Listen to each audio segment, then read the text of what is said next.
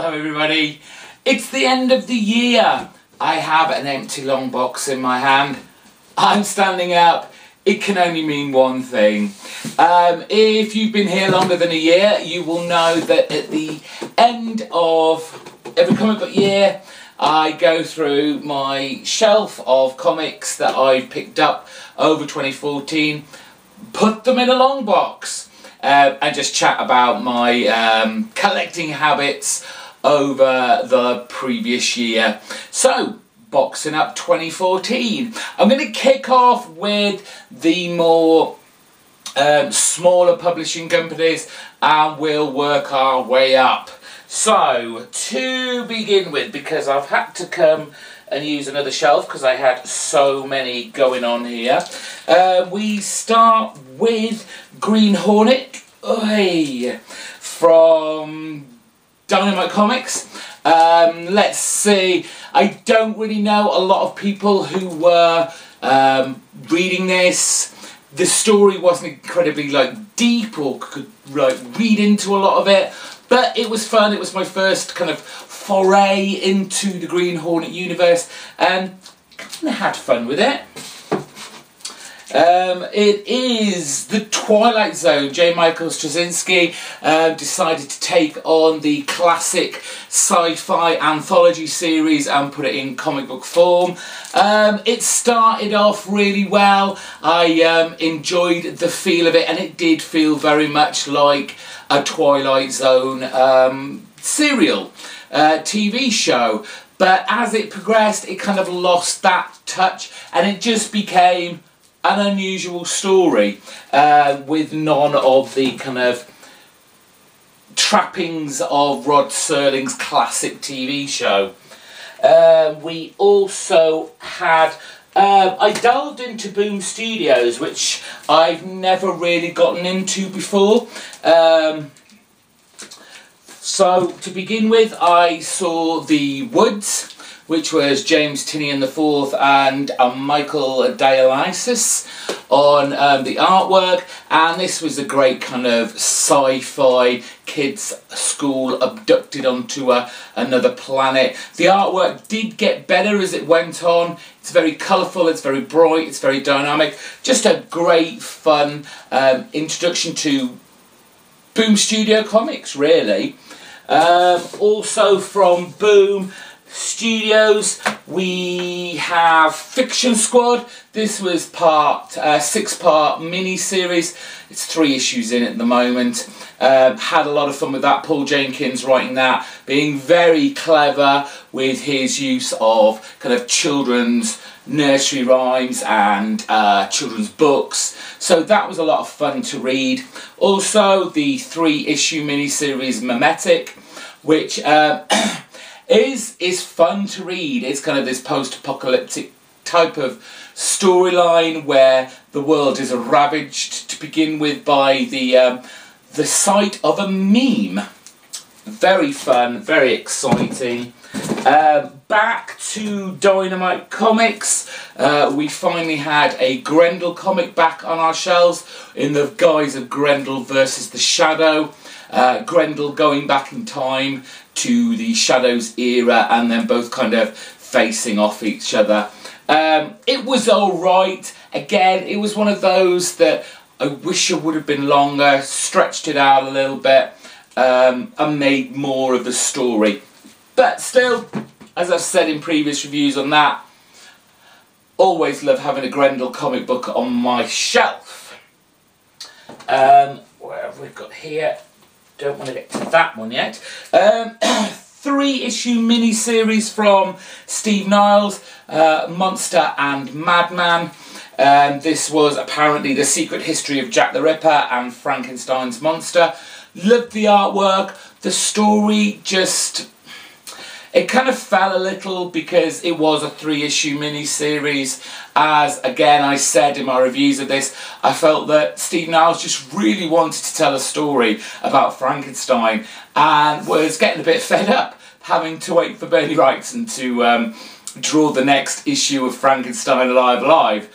We may see another one of those next year. Let's hope so. there was stuff talking about Frankenstein Alive, and I'm not actually sure now. I had this as one of my highlights of 2014, and it got me thinking, did this actually come out in 2014, or was it just still on my shelf? But Frankenstein Alive, issue number 3, that might have been the previous year, and we're waiting for the next one for that long. There was a 4-issue mini-series from Dynamite, written by Mark Waid, Dr. Spectre, Master of the Occult. Once again, an interesting story, a nice setup, but was just a 4-issue mini-story and it wouldn't go anywhere else. I wanted more, disappointed with that. Felt it was a little bit rushed at the end. From IDW, I picked up the first issue of Winterworld, this new series, because I know it comes from an older, I think it's 80s series, but it did nothing for me. I didn't see anything new or interestingly original that made me want to pick up the next issue, unfortunately. I did grab a copy of The Goon. It was the first part of Occasions of Rage, which I did actually enjoy, but never saw another issue of it on the shelf. Didn't want to put that on because I know it's actually an ongoing series, and I didn't really want to put The Goon on there as much as I was enjoying it. That was it for the smaller publishing companies. I'm going to move to Marvel, I think, to begin with, because as you can see there isn't a great deal of it. Marvel didn't really thrill me this year, and of the titles that I had, I wish I'd not bothered in some respects. Fortunately, if you've been watching my haul videos this year, I did manage to procure about the first 20 issues of All New X-Men, which was fun. I enjoyed that, and that could be something I'm going to be picking up for 2015. If it's still that good, please let me know in the comments section below the deal on that. Moon Knight, I managed to get the first 6 issues really cheaply for that, and I enjoyed that, but obviously Warren Ellis is no longer on the title, so I don't know whether it's still worth picking up. However, we managed to have 1 issue of Daredevil from the past series, the past volume, Mark Waid and Chris Samney wrapping up the end of Daredevil's time in the Devil's Kitchen. And he's now moved to, is it California? I didn't pick it up. I wasn't impressed that they put the price up and were kind of double shipping. The last volume of... Sorry, just shift that out of the way.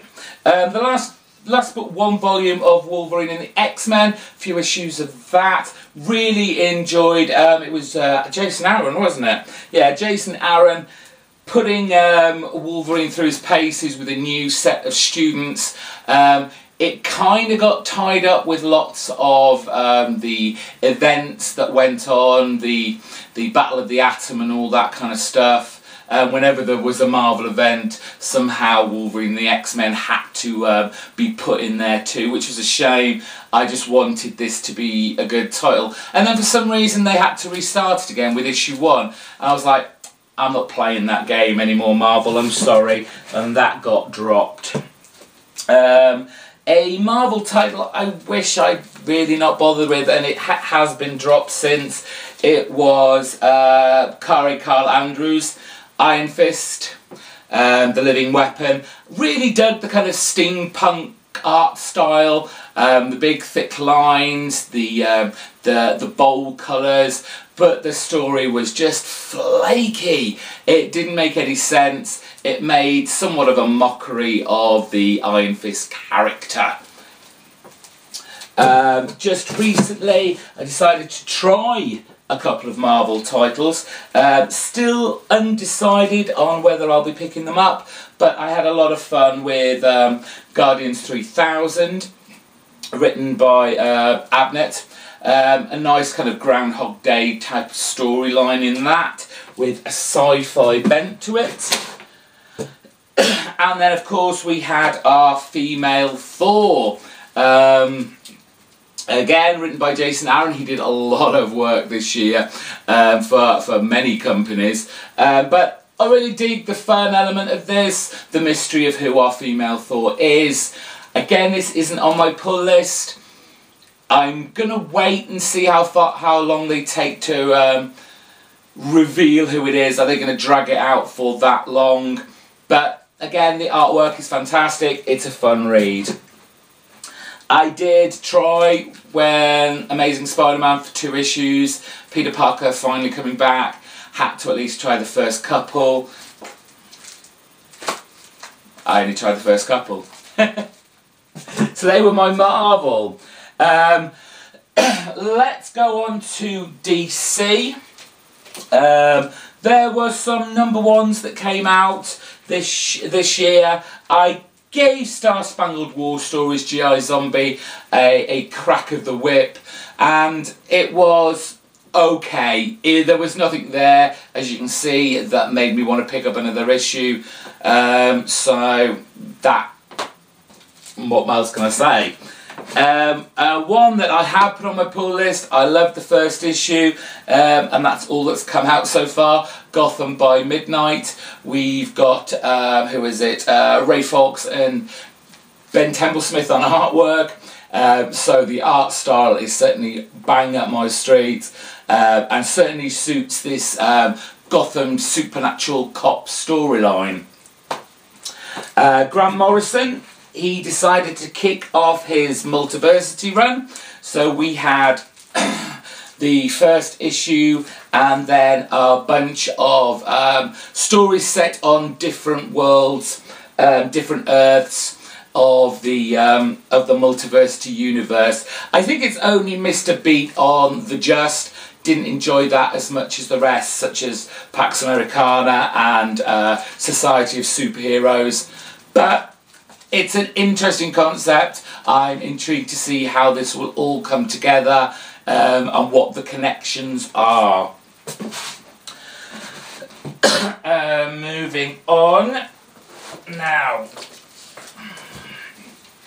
From the Vertigo stable, the second volume of The Unwritten, which was Apocalypse, started off this year and will no doubt end before the year is out, if not just after.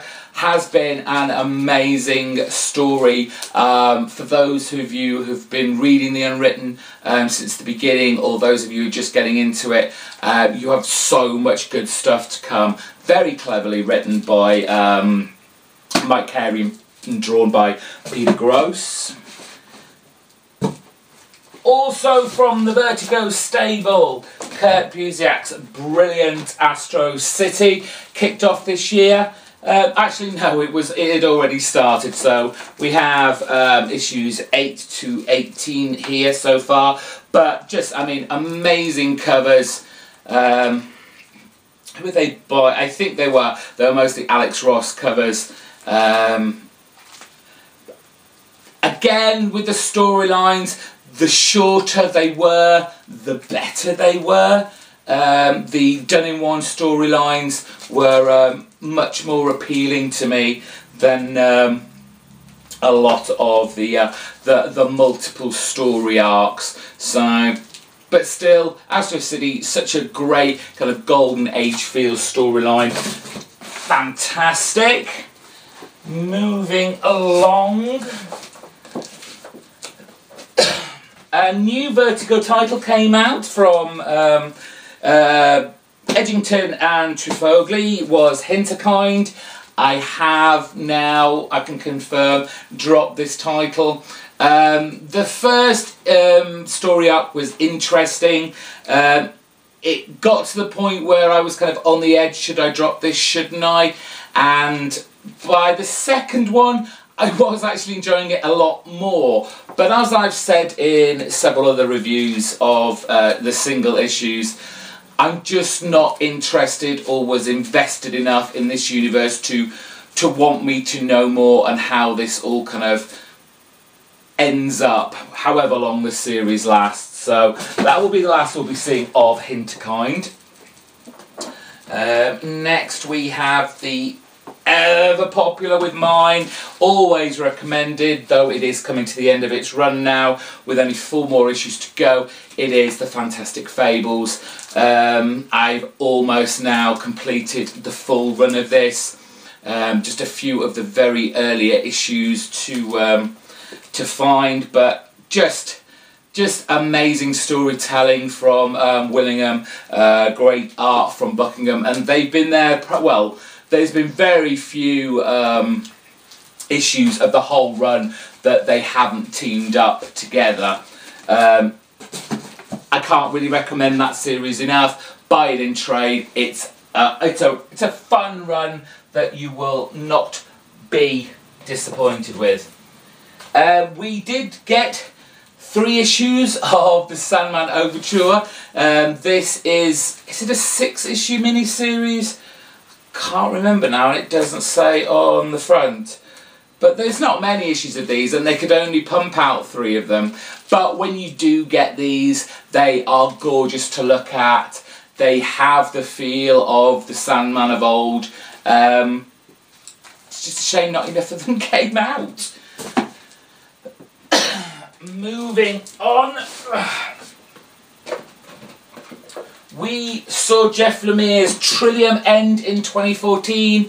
I really dug the story. I know people got a bit annoyed with the whole turning the books all the way round, reading them back to front, but it was the style and the concept that Jeff Lemire wanted to use, and with only, what was it? It was an 8-issue mini-series.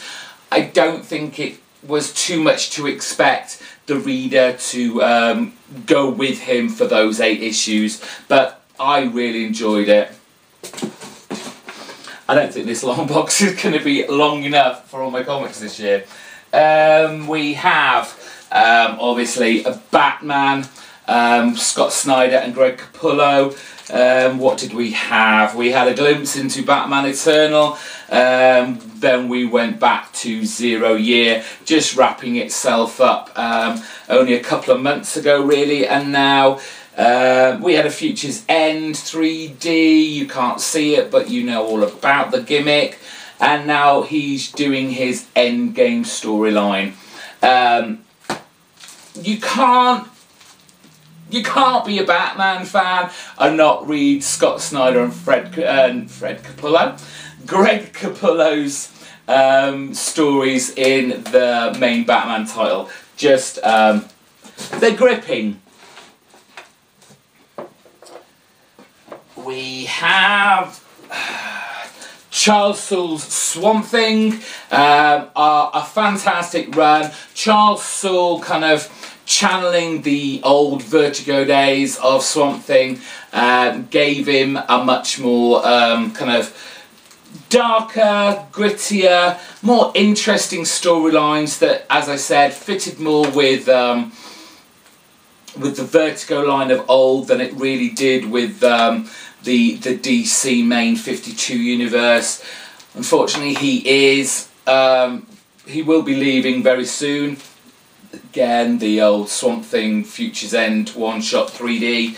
And it'd be a shame to see Charles Soule go. He's had such a great run on there, and pretty much has made me forget Scott Snyder's.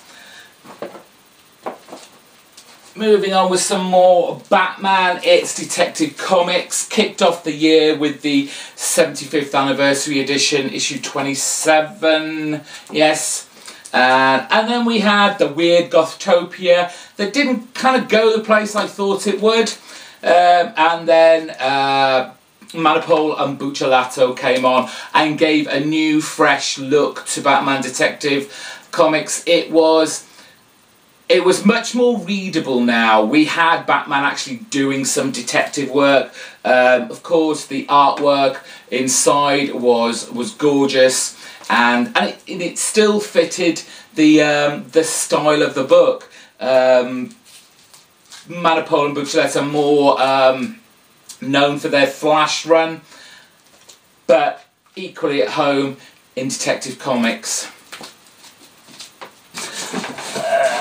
Push them along. What have we got next? A title I wish I'd given up much sooner was Batwoman. Mark Andreyko ruined this book. And that's all I've got to say on that. We have another title I thought I'd never drop, but I just got bored with it, was Green Lantern. Didn't like the direction it was going in. I just don't know what's going on with it now. I've heard that they're kind of getting involved with the New Gods. I don't know. Animal Man, it did finish this year. We had a few issues at the end. Great series, sad to see it go. But clearly wasn't doing what DC wanted in at least selling wise. Justice League Dark, odd this year. I can't really say it was amazing. It got stuck in the Forever Evil storyline for so long, and you thought, will this never end? And it eventually did. And then you had this new team of characters which we had to build up a new dynamic for and get used to them. And now they're in this kind of other dimension, all split up, lost in forever. I don't want to lose Justice League Dark. I love the idea of the team, but maybe we just need some fresh blood on it now. DeMatteis has been on for it for a while and doesn't seem to be doing a great deal with the characters. Of course, we had our weekly series of Batman Eternal start. We talked about its ebbs and flows. We talked about it being a roller coaster ride, but it's been entertaining nonetheless. It's been a lot of fun. It's spawned a lot of talk and debate about who our big puppeteer is, how we feel about certain characters' portrayals, and it's just been an interesting but enjoyable ride, full of big name writers, big name artists giving their kind of style and depiction of the Dark Knight. I'm definitely not going to have enough room in this box. Oh, crikey, what am I going to do here? Oh, right. That is all the DCs, which means we've only got Image left. And Image was... It just did such an amazing job this year, putting out so many titles, and though our wallets cried out for us to stop, we could not help ourselves, could we? So I'm going to kick off with some issues that I tried, or they were kind of mini one-shots. Where are we starting? We'll start there. Just recently, what's his name? Michael Avon-Oeming, Synergy, new #1. Wasn't particularly liked by a lot of people, but I enjoyed the hell out of this. A young girl having powers thrust upon her, so to speak, where she can see all the demons in this world. Matt Fraction's Odyssey, a kind of female translation of Homer's Odyssey with huge sci-fi leanings. Love the visuals on here. The story is going to take some getting used to. The much talked about Bitch Planet. We've talked about this to death, I think. No need more to be said on that right now. One title of Images that I did drop this year, its solicitations were all over the place, and I just basically lost interest in the story, unfortunately, and that was Mind the Gap. Finished that off with issue number 17. I have no idea what's happening with that now. I gave Robert Kirkman's Outcast a go. Again, didn't appeal to me, wasn't as excited as a lot of other people were. I think everyone was drawn to it because it was Kirkman. I wasn't so forgiving. Jason Aaron's Southern Bastards. I only picked up the first one, and I thought, I do like this. but I think this is going to be a trade collected issue for me, and I have got the first volume and I have enjoyed it, but as single issues I think it's not as good a read than binge reading. Keenan Martian Keller's The Humans was a terrible comic, and I wasted money on that. I also wasted money on Ray Fawkes' Intersect, which was, as I described, I think it was on Oddfellow's Thoughts video when he talked about it, it felt very much like a art student's first year work. It did absolutely nothing for me. Shaky Kane got together with a couple of writers, brought out Captain Dinosaur and That's Because You're a Robot one-shots. Hilarious, fun, retro, Silver Age cool comics that just are there for the fun of it. Love them. Let us move on to this. Let's get rid of the rest of this shelf. Warren Ellis's The Trees started this year. An alien invasion that came from underground rather than from outer space, though this has been much more a character study of those that are dealing with the consequences of these trees. Just a great series, thoroughly enjoying that. Warren Ellis dealing with a lot of kind of social and political ideas that we deal with in life today. Brian K. Vaughan, Fiona Staples' Saga. It had its kind of lull point for me when they visited Heist, the author of the book. But since we've had this new planet that they've landed on, and also our kind of rebel robot kidnapping the newly born Prince robot, it's certainly picked up a great deal. I don't think it's very high on kind of the imagination and magic that the first story arc or two took, but it's still there. There's still moments, just not as many. Umbral, Anthony Johnson and Christopher Mitten.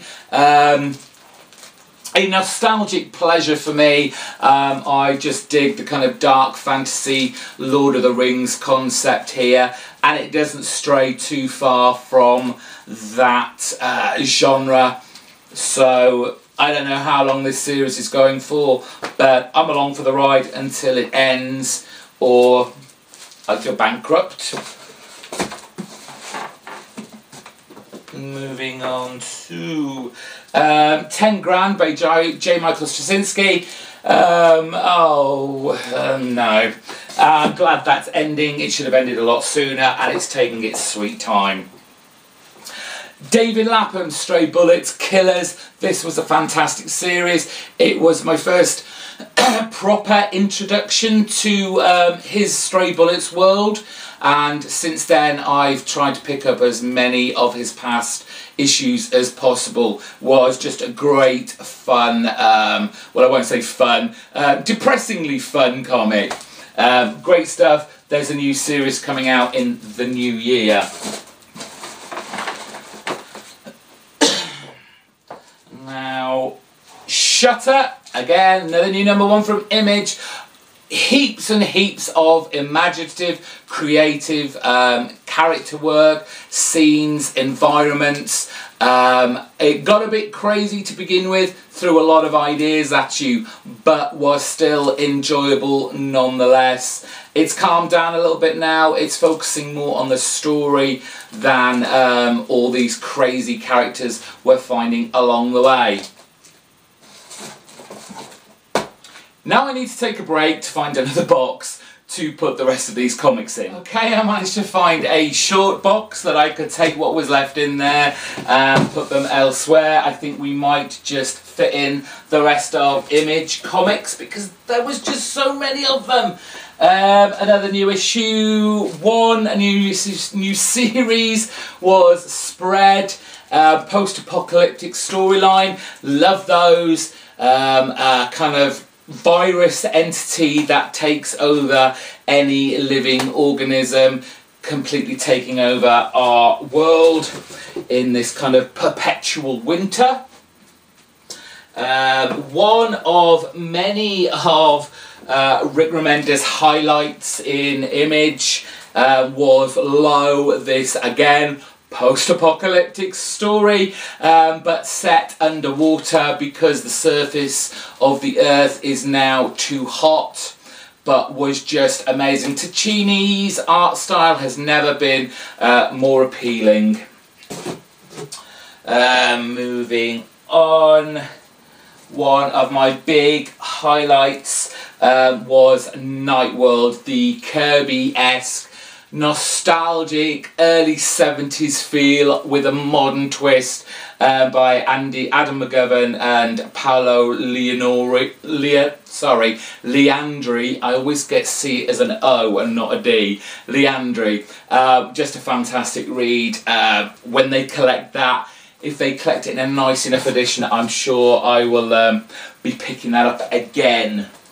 Another recently acquired Image #1. Not a lot of people like this, but I dig the kind of goofiness of it, which is The Goners. There is a kind of serious storyline going on, but I think people are very much put off by the artwork by Corona and Casata. But it kind of reminds me of the kind of Humberto Ramos style of artwork, which I know is not everyone's cup of tea. Ed Brubaker and Sean Phillips brought out another of their crime noir series, The Fade Out, set in kind of 40s Hollywood. Great stuff. We had Birthright by is it Joshua Williamson? Child vanishes disappears for a year, comes back as a grown man, been in another fantasy world fighting evil, and obviously comes back as a grown adult and finds the devastation of his family that he left behind unintentionally. A surprise read for me. I didn't think I was going to like this as much as I did. I was going to pass on it because the first cover looked very childlike, not in the sense of the style of it, but what was going to be inside. Never judge your book by its cover. Let's see, we had Kurt Busiek, Tooth and Claw, the anthropomorphic storyline of magic users and their sky cities come crashing to the ground in their attempts to bring back a champion of their past history.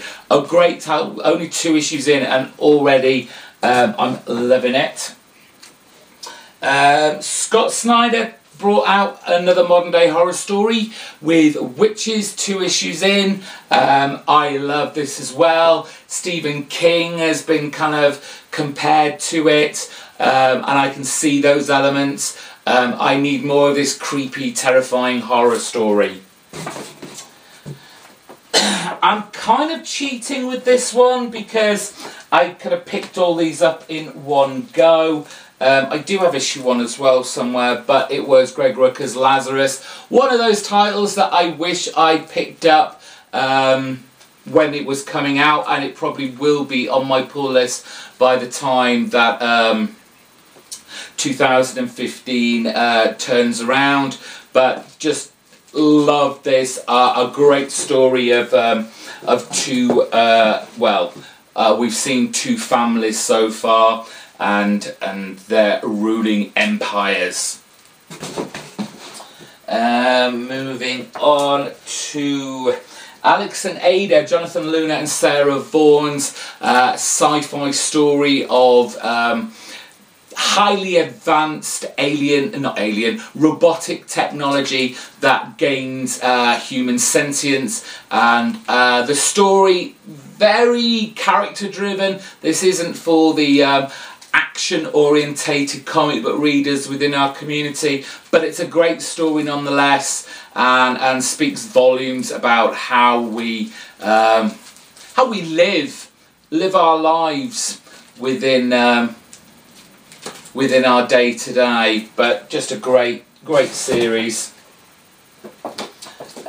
We have just the fantastic, one of my big hits of 2014, it's Black Science, Rick Remender, and the phenomenal artwork by Matteo Scalera and colorist Dean White that just pushed this book over the edge to just being a wonderful kind of pulp sci-fi adventure story, to something of, for me, epic proportions. There is nothing awful I can say about this book. There's nothing negative. It is a big must-buy. Huge recommendation from me if you're looking to, you know, buy a late Christmas present for somebody.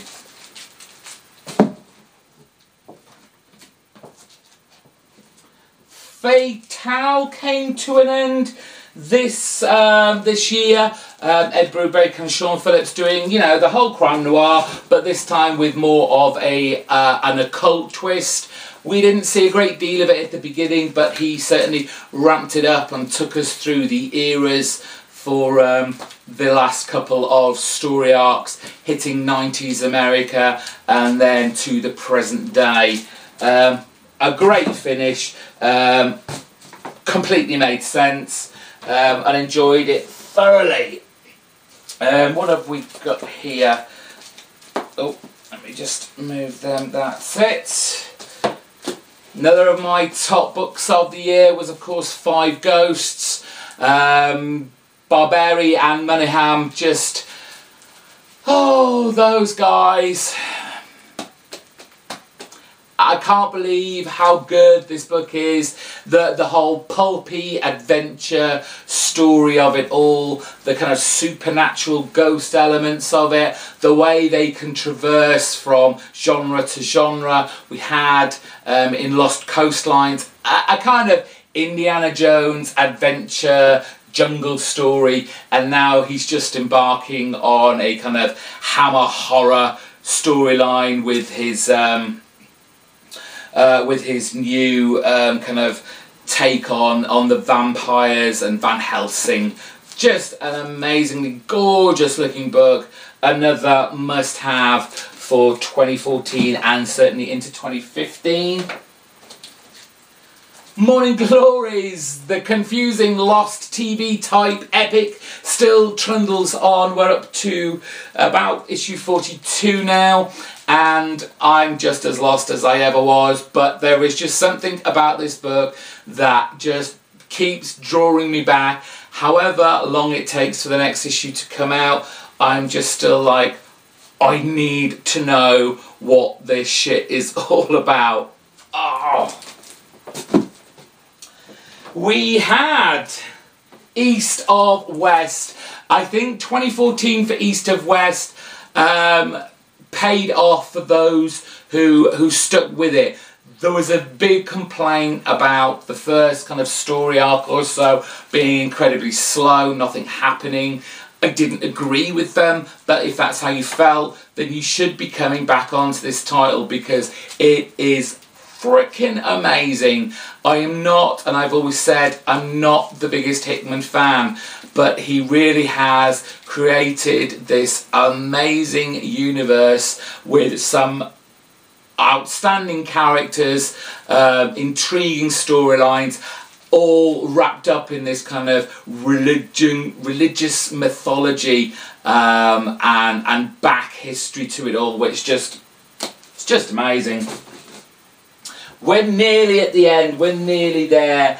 Probably my book title of the year, of course, comes from Rick Remender. It was Deadly Class. From the first issue, I was completely hooked. The art style on this is just fantastic. The attention to detail, because this is set in the 80s, is second to none. There's so many kind of tasty little Easter eggs in there that if you look hard enough at all the panels, the references to the music, the reading materials, it's just a top title. Where are we? Oh, finally, oh dear, where can I leaving on sex? I gave up on it. I gave up sex this year. It was scattered, it was unfocused, and it was so ultimately disappointing. Oh, that is such a downer ending, but that is I really just want to find something else to show you now, but I can't, there's nothing here. That was my boxing video. I hope you stuck through it all. What an amazing year of comics. Highs, lows, good stuff, bad stuff, outstanding stuff. I can't wait for 2015 and to enjoy comics again with all you guys. Thank you for sticking through all this until the end of next year when we'll box it all up again. Bye bye.